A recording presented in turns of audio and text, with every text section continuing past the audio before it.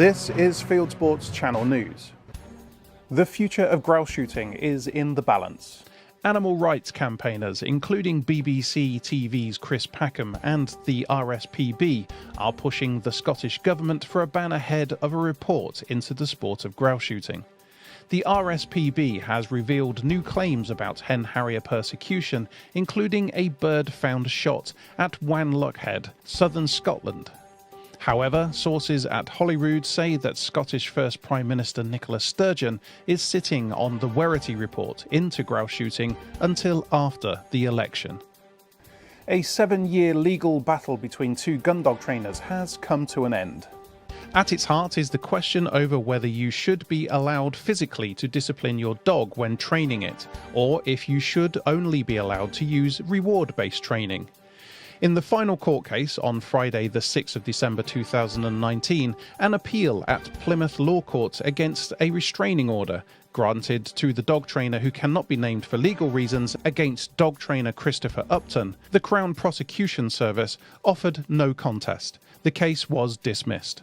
Speaking outside the court afterwards, victorious Mr. Upton says the corrective training argument has become overheated. Unfortunately, it's not just the gun dog training world, it's the dog training world. It's massive at the moment. There's death threats going out on the internet. People's lives being ruined because people are fighting in frenzied attacks on people who don't agree with their ideology. It's more than one person, it's the bigger picture. The government are trying to ban us from training and using discipline. Discipline is part of life in everything, the same as me today in court. If I'd gone to court and been found guilty, that's discipline. Right, and that's part and parcel of the structure of the law of the land. If it's within the law of the land and it's not cruel, I can tell you that my videos have taken off big time because I'm out there showing people. So yes, we're arguing the fact that we should be allowed to give discipline and correction, but not cruelty. And if you're accused of cruelty, that's a completely different thing. Then it gets personal. Now it's a civil matter. So, what do you think of disciplining your dog? Our video about the case on Facebook, we asked our viewers what they think of corrective training.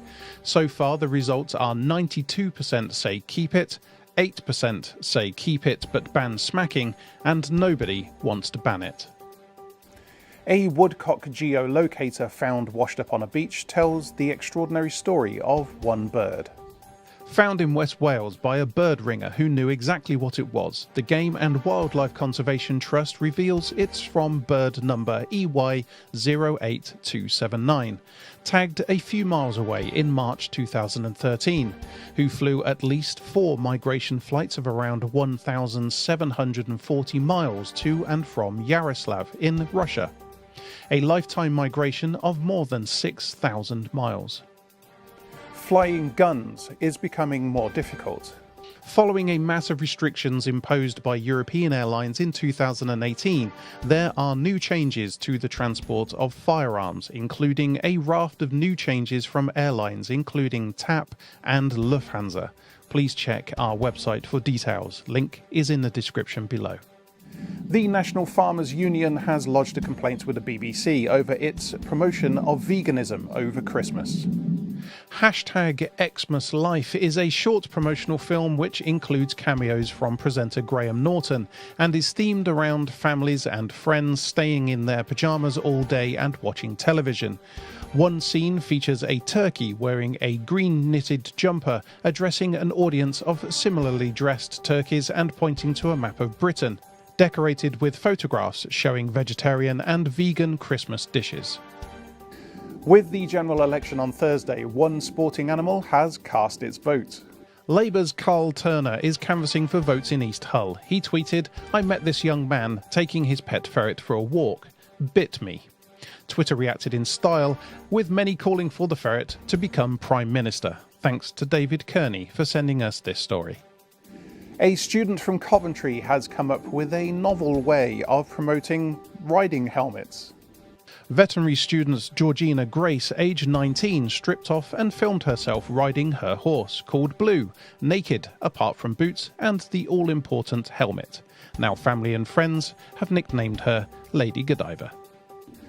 2 young shots have each won a car. Congratulations to 13-year-old Bethany Norton and 16-year-old Ron Chipman on winning the TCS Grand Final 2019 at the Oxford Gun Company. Bethany, who has been shooting for just 9 months, shot 17 out of 25. Ron shot 23 out of 25. For more about this Young Shots programme, go to theschoolschallenge.co.uk. Want to know where your local clay shot is in the UK? There's a new map on Google which lists the Sunday clubs and coaching as blue and the shooting grounds as yellow. Links in the description below. Go green. Eat a squirrel. That's the advice from Forestry Commission Chairman Sir Henry Studham. He says growing more trees is vital to curb climate change. But he says tree planting is being hindered by grey squirrels which chew up the trees, and if other control measures fail, we should cull them and use them for food. When a hunt-supporting pub in Lincolnshire was hit by negative reviews from antis, the hunt reacted. Antis hit the Marrowbone and Cleaver with a series of negative reviews because it allows a local hunt to meet there. Hunt supporters and pub goers were so outraged by its treatment they have hit back with overwhelmingly positive reviews. Plus, it is owned by popular local motorcycle daredevil Guy Martin. A pet drake from Devon called Dave has a tricky dicky. Dave the drake's owner, Josh Watson, noticed that Dave was suffering from an infected penis, made worse by trying to mate up to 10 times a day with his fellow ducks Dora, Frida and Edith. A vet has now removed Dave's penis, but, says its owner, the ducks now reject its advances and the bird seems to have lost the will. Does handling lead bullets cause blood poisoning? One Norwegian shooter says no. Former Olympic medalist Harald Stenvag has shot 1.2 million rounds in the last 55 years. He gave a blood sample for testing, and a laboratory in Oslo reports that he has less concentration of lead in his blood than the average Norwegian citizen. A Swedish hunter who lost his gun licence has now been charged with pulling down a high seat. The unnamed man was caught after photographs of him carrying out the vandalism was sent to his local hunting club. He's awaiting trial. Thanks to Per Homseth for sending us this story. An animal rights organisation has brought out a scientific paper, and guess what? It says that hunting is bad for wildlife conservation. Co-authored by a member of animal rights organisation Born Free, the report is published in the magazine Biodiversity and Conservation. Based on research at the Jar Reserve in southeast Cameroon, the study finds that wildlife abundances decrease because of what it calls ongoing hunting. Unfortunately, in an attempt to push its animal rights agenda, it muddles regulated hunting, which scientists agree is good for wildlife, with local poaching. Governments around the world are struggling with wild sheep.